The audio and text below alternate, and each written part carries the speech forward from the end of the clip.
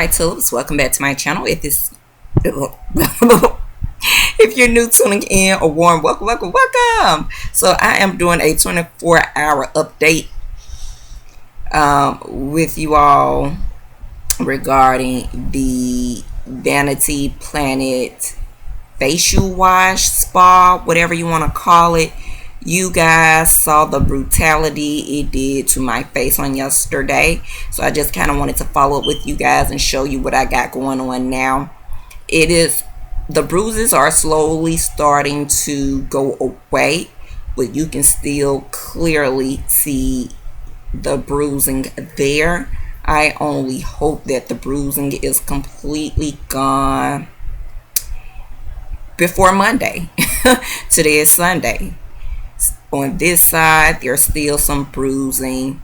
Y'all, the camera doesn't do me justice. I'm a lot lighter than what you would think, a light orange type complexion here.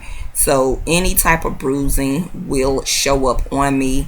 I'm just hoping for the best. Based on my initial review and the follow-up today, I do not recommend that Vanity Planet spa at all. Hope this video was helpful. Smooches.